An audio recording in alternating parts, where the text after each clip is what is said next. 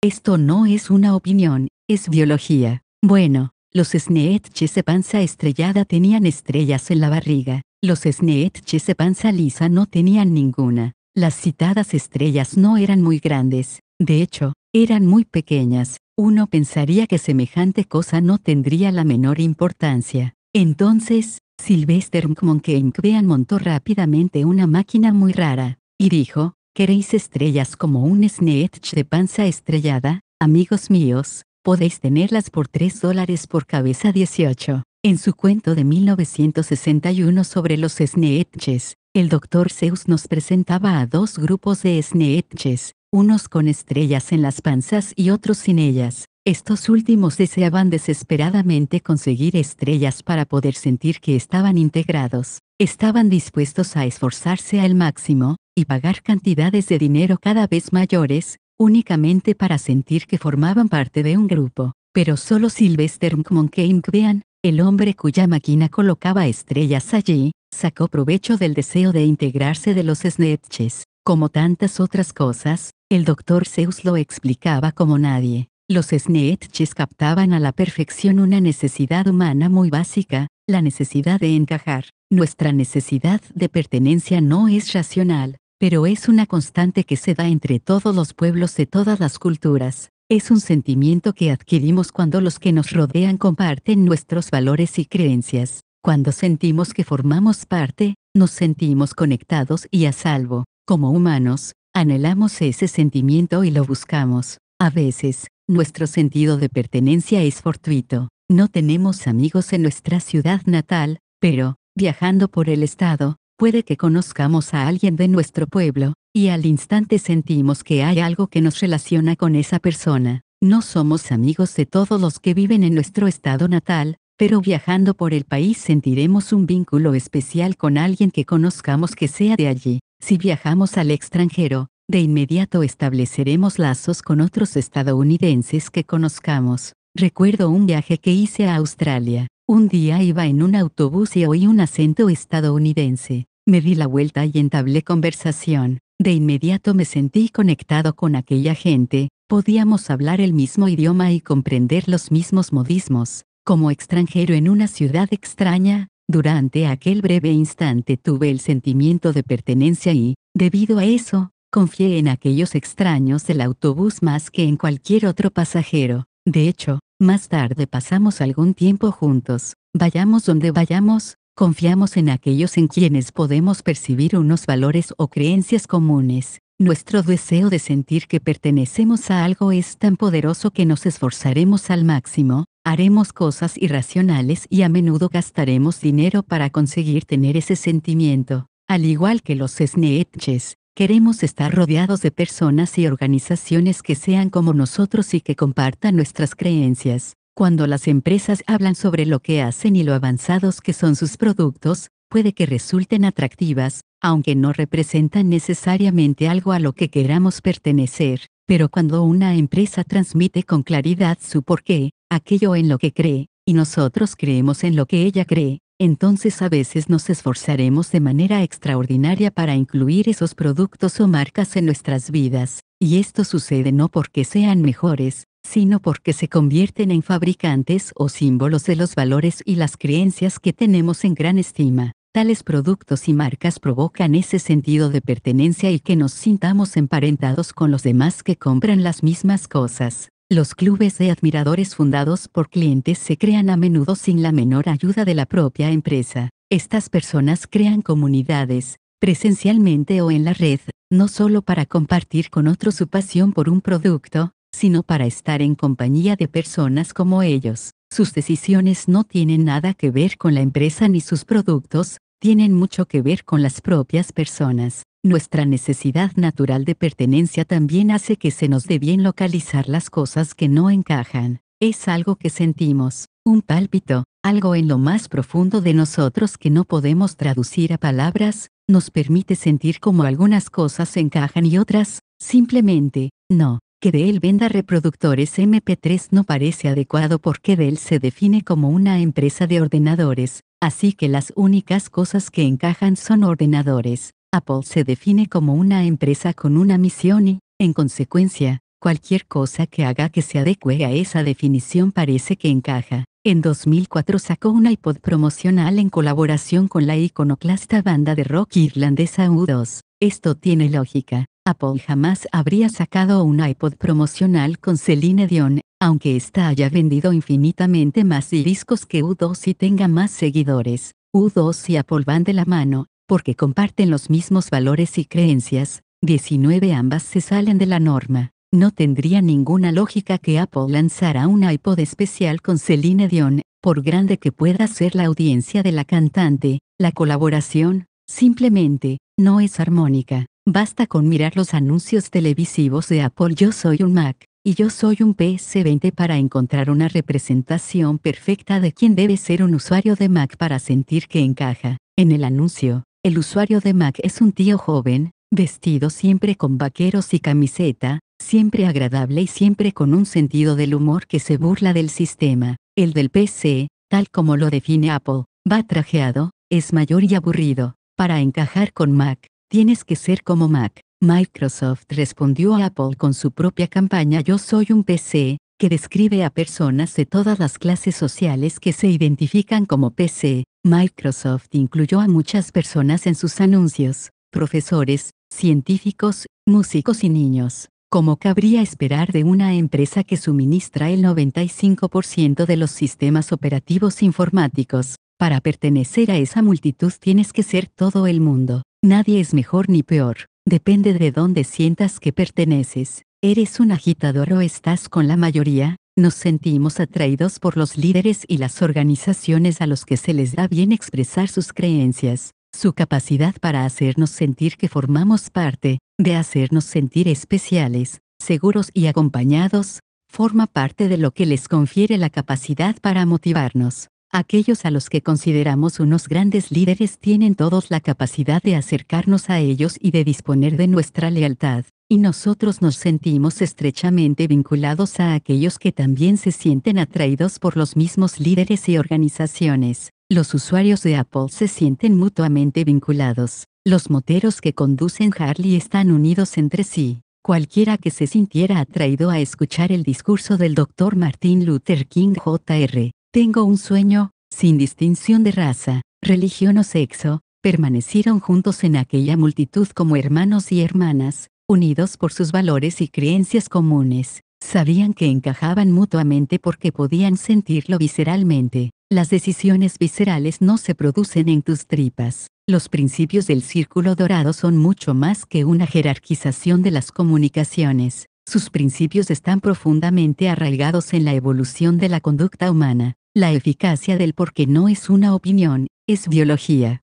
Si se analiza el corte transversal de un cerebro humano de arriba a abajo, se puede observar que los niveles del Círculo Dorado corresponden exactamente a los 3 niveles principales del cerebro. El área más reciente del cerebro, nuestro cerebro de Homo sapiens, es el neocórtex o neocorteza, que corresponde al nivel que, el neocórtex es el responsable del pensamiento analítico y racional y del lenguaje. Las 2 secciones intermedias abarcan el sistema límbico. Este es el responsable de todos los estados emocionales, como pueden ser la confianza y la fidelidad. Asimismo, lo es de la conducta humana en todas sus manifestaciones y de todas nuestras decisiones, aunque no está capacitado para el lenguaje. Cuando nos expresamos de afuera adentro, cuando lo primero que hacemos es comunicar qué hacemos, sí, la gente puede entender una inmensa cantidad de información compleja, tales como hechos y funciones, pero eso no guía la conducta.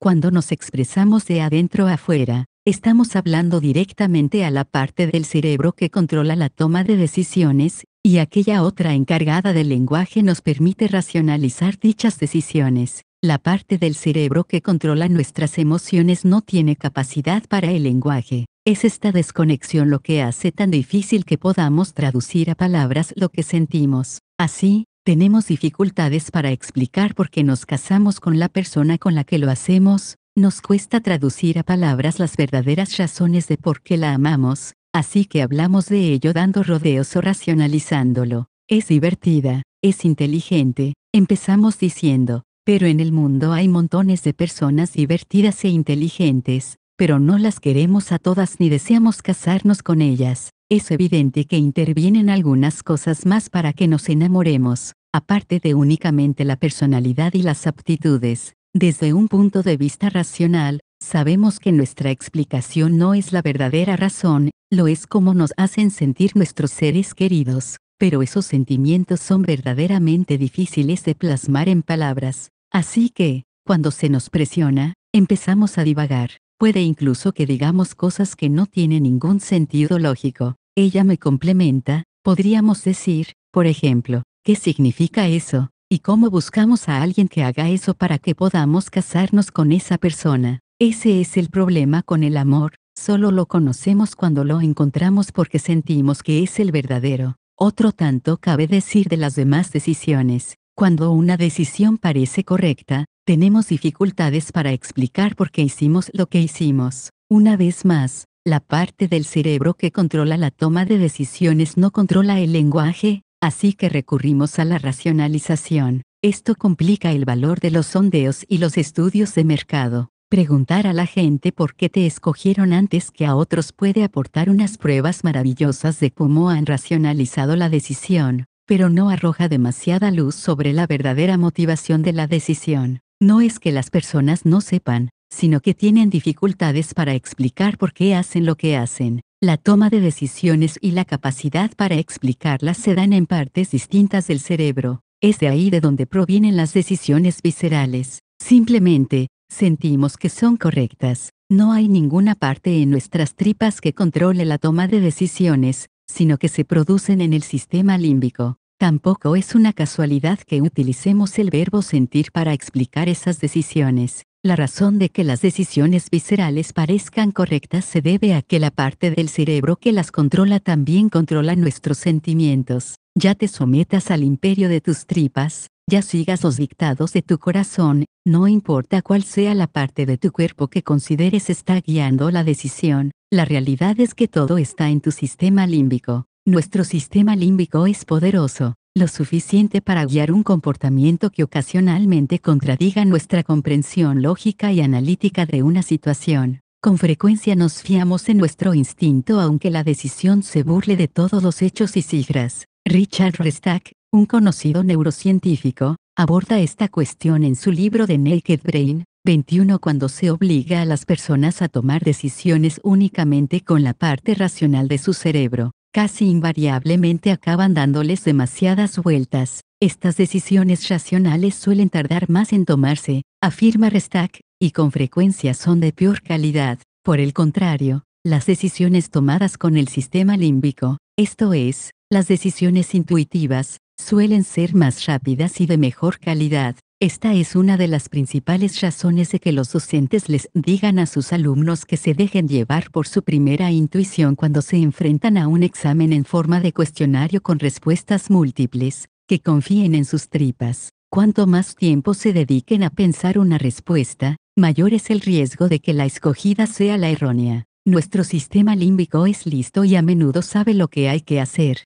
Es nuestra incapacidad para verbalizar las razones lo que puede provocar que dudemos de nosotros mismos o que confiemos en las pruebas empíricas cuando nuestra intuición nos dice que no lo hagamos. Analicemos la experiencia de comprar un televisor de pantalla plana en la tienda de electrónica de nuestra localidad. Nos paramos en el pasillo mientras escuchamos a un experto explicarnos la diferencia entre un televisor LCD y uno de plasma. El vendedor nos proporciona todas las diferencias y ventajas racionales, y sin embargo seguimos sin saber cuál es la mejor para nosotros. Al cabo de una hora, seguimos sin tener ni idea. Nuestro cerebro sufre una sobrecarga porque le estamos dando demasiadas vueltas a la cuestión. Al final tomamos una decisión y nos vamos de la tienda, todavía no del todo convencidos de que hayamos escogido el adecuado. Más tarde, vamos a casa de un amigo y vemos que se ha comprado el otro. Además, no para de hacerse lenguas de su televisor y de decir lo mucho que le gusta. De pronto, sentimos envidia, aunque seguimos sin saber si su televisor es mejor que el nuestro. Entonces nos preguntamos, ¿he comprado el equivocado? Las empresas que no transmiten un sentido del por qué nos obligan a tomar decisiones basándonos solo en las pruebas empíricas. Esta es la razón de que tales decisiones tarden más, parezcan difíciles o nos dejen sumidos en la duda. En estas condiciones, Las estrategias manipuladoras que explotan nuestros deseos, temores, dudas o fantasías dan un resultado muy bueno. Se nos obliga a tomar esas decisiones no tan motivadoras por una sencilla razón: las empresas no nos ofrecen nada que no sean hechos y cifras, funciones y ventajas en las que fundamentar nuestras decisiones. Las empresas no nos dicen por qué. La gente no compra lo que haces, compra porque lo haces. La falta de transmisión del por qué no genera más que estrés y dudas. Por el contrario, muchas personas que se sienten atraídas a comprar ordenadores Macintosh o motos Harley Davidson, por ejemplo, no necesitan hablar con nadie sobre la marca a elegir.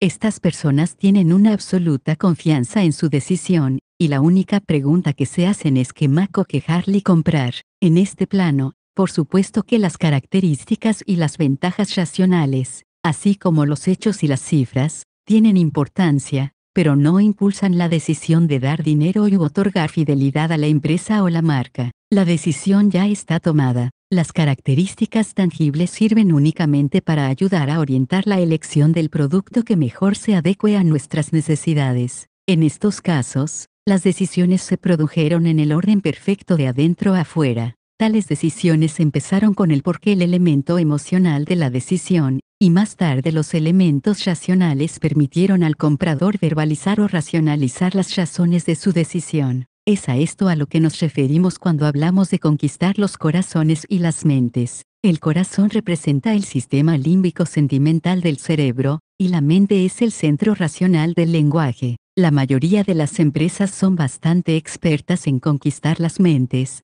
Lo único que se necesita para eso es una comparación entre todas las funcionalidades y las ventajas. Conquistar los corazones, sin embargo, es más laborioso. Habida cuenta del orden natural de la toma de decisiones, no puedo por menos que preguntarme si el orden de la expresión los corazones y las mentes se debe a una mera coincidencia, porque nadie se dispone a conquistar las mentes y los corazones. La habilidad para ganar los corazones antes que las mentes no es fácil. Se trata de un delicado equilibrio entre arte y ciencia, otra construcción gramatical fortuita. ¿Cómo se explica que las cosas no sean un equilibrio entre ciencia y arte, sino que el arte vaya siempre antes que la ciencia? Tal vez se trate de una sutil pista que nuestro sistema límbico privado de lenguaje nos esté enviando para ayudarnos a ver que el arte de liderar tiene que ver con seguir los dictados del corazón. Puede que nuestros cerebros estén tratando de decirnos que el porqué debe ser lo primero. En ausencia de un porqué, la decisión se vuelve más difícil de adoptar, y ante la duda, recurrimos a la ciencia y a los datos para orientar las decisiones. Las empresas nos dirán que la razón para que empiecen con el qué o el cómo lo hacen se debe a que eso es lo que sus clientes les demandaron. Calidad, servicio, precio, funciones. Eso es lo que indicaban los datos. Si no fuera por el hecho de que la parte del cerebro que controla la toma de decisiones es diferente de la que es capaz de informar de esa decisión, sería una conclusión perfectamente válida dar a la gente lo que pide. Por desgracia, son más numerosas las pruebas que revelan que las ventas no aumentan de manera significativa y que no se crean lazos de fidelidad simplemente porque las empresas digan o hagan lo que sus clientes quieren. Henry Ford resumió esto muy bien. Si le hubiera preguntado a las personas qué era lo que querían decir, me habrían dicho que un caballo más veloz. En esto consiste la genialidad de un gran liderazgo. A los grandes líderes y a las grandes organizaciones se les da bien ver lo que a la mayoría nos resulta invisible. Se les da bien darnos cosas que jamás se nos habría ocurrido pedir. Cuando la revolución de los ordenadores estaba en sus inicios, los usuarios no podrían haber pedido una interfaz gráfica de usuario. Pero eso fue lo que nos dio Apple. Ante la creciente competencia en el sector aeronáutico, a la mayoría de los viajeros no se les habría ocurrido pedir menos en lugar de más. Pero eso fue lo que hizo Southwest. Y, a la vista de los momentos difíciles y la adversidad, pocos se habrían preguntado qué es lo que puedo hacer por mi país en vez de qué es lo que mi país puede hacer por mí. La verdadera causa por la que John F. Kennedy presentó su candidatura a la presidencia. Los grandes líderes son aquellos que confían en su instinto, aquellos que comprenden el arte antes que la ciencia, los que conquistan los corazones antes que las mentes. Son, en suma, aquellos que empiezan con el porqué. Nos pasamos el día entero tomando decisiones, y muchas de ellas están motivadas por las emociones. Rara vez examinamos cuidadosamente toda la información disponible para asegurarnos de que conocemos todos los hechos, y ni falta que nos hace. Todo se reduce a una cuestión de grados de certeza. Puedo tomar una decisión con el 30% de la información, afirmaba el exsecretario de Estado Colin Powell. Algo más del 80% es excesivo. Siempre hay un nivel en el que confiamos en nosotros mismos o en aquellos que nos rodean para guiarnos, y no siempre sentimos la necesidad de disponer de todos los hechos y cifras. Y a veces, simplemente es posible que todavía no confiemos en nosotros mismos para tomar una determinada decisión. Esto quizá explique por qué nos sentimos, ahí está otra vez esa palabra, tan incómodos cuando otros nos obligan a dar el brazo a torcer para tomar una decisión que no acaba de adecuarse a lo que sentimos en nuestras tripas. Confiamos en nuestra intuición para que nos ayude a decidir a quién votar o qué champú comprar. Habida cuenta de que nuestra biología complica nuestra aptitud para verbalizar las verdaderas razones de por qué tomamos las decisiones que tomamos, las racionalizamos basándonos en los elementos más tangibles, como el diseño, el servicio o la marca. Y este es el fundamento de la falsa suposición de que el precio o las características tengan más importancia de la que les corresponde. Tales cosas tienen importancia, ya que nos proporcionan los aspectos tangibles que podemos señalar para racionalizar nuestra toma de decisiones, pero ni fijan el rumbo ni motivan las conductas. Lo que importa es lo que no puedes ver. Vuelve tu ropa blanca más blanca y los colores de tu ropa más vivos, rezaba el anuncio televisivo del nuevo detergente. Esta fue durante muchos años la propuesta de valor del sector de los detergentes, una afirmación absolutamente legítima. Era lo que los estudios de mercado revelaban acerca de los deseos de los clientes. Los datos eran verdad, pero la verdad de lo que la gente quería era otra. Los fabricantes de detergentes preguntaban a los consumidores qué era lo que querían de un detergente, y los consumidores decían que blancos más blancos y colores más vivos. Si te paras a pensar en ello, no tiene nada de notable descubrir que la gente deseara que al hacer la colada a su detergente no solo le ayudara a conseguir que su ropa saliera limpia, sino muy limpia. Así que las marcas intentaron establecer la diferencia de cómo conseguían que los blancos salieran más blancos y la ropa de color más viva, tratando de convencer a los consumidores de que un aditivo era más efectivo que otro. Proteínas, decía una marca, intensificador del color, proclamaba otra. Ninguna preguntaba a los clientes por qué querían tener su ropa limpia. Esa pequeña perla de sabiduría no se puso de manifiesto hasta muchos años después, cuando un grupo de antropólogos contratados por una empresa de productos envasados divulgó que todos esos aditivos no impulsaban, de hecho, ninguna conducta. Según observaron, cuando la gente sacaba la colada de la secadora, nadie la ponía al trasluz para ver lo blanca que estaba ni la comparaba con otras prendas más nuevas para comprobar la intensidad de sus colores. Lo primero que hacía la gente cuando sacaba su colada de la secadora era olerla. Este sí que fue un descubrimiento asombroso. Para la gente, sentir la limpieza era más importante que el hecho de que estuviera limpia. Ya se presuponía que todos los detergentes limpiaban la ropa, eso es lo que se supone que hace un detergente, pero hacer que la ropa oliera a fresco y a limpio era mucho más importante que las sutiles diferencias entre qué detergentes dejaban la ropa perceptiblemente más limpia. Que una falsa suposición convenza a un sector entero para que vaya por el camino equivocado no es exclusivo de los detergentes. Las empresas de telefonía móvil creían que la gente quería más opciones y botones, hasta que Apple lanzó su iPhone con menos opciones y únicamente un botón. Los fabricantes de automóviles alemanes estaban convencidos de que lo único que les importaba a sus compradores estadounidenses era su ingeniería. Así que se quedaron atónitos y desconcertados cuando se enteraron de que tener una ingeniería fantástica no era suficiente.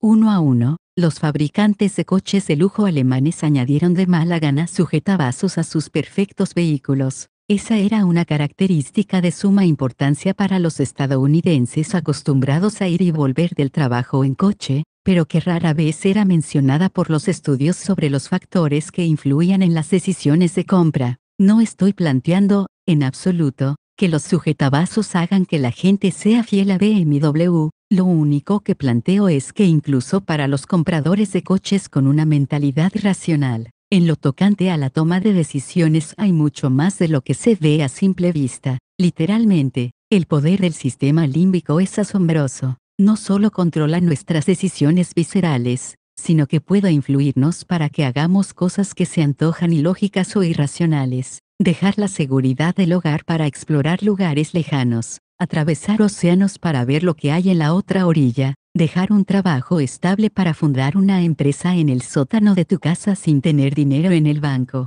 Muchos estudiamos estas decisiones y decimos, menuda estupidez, estás loco, podrías perderlo todo, podrías morir. ¿En qué estás pensando? No es la lógica ni los hechos, sino las esperanzas y los sueños, nuestros corazones y nuestras tripas, los que nos impulsan a probar nuevas cosas. Si todos fuéramos racionales, no habría pequeñas empresas ni exploraciones, apenas habría innovaciones y no existirían los grandes dirigentes que motivaran todas esas cosas. Es la creencia imperecedera en algo mayor y mejor lo que provoca esa clase de comportamientos. Pero el sistema límbico también puede controlar el comportamiento que tiene origen en otras emociones, como el odio o el miedo. ¿Por qué? Si no, ¿planearía alguien hacer daño a otro al que nunca ha visto? Es apabullante la cantidad de estudios de mercado que ponen de manifiesto que las personas quieren hacer negocios con la empresa que les ofrece los productos de mejor calidad,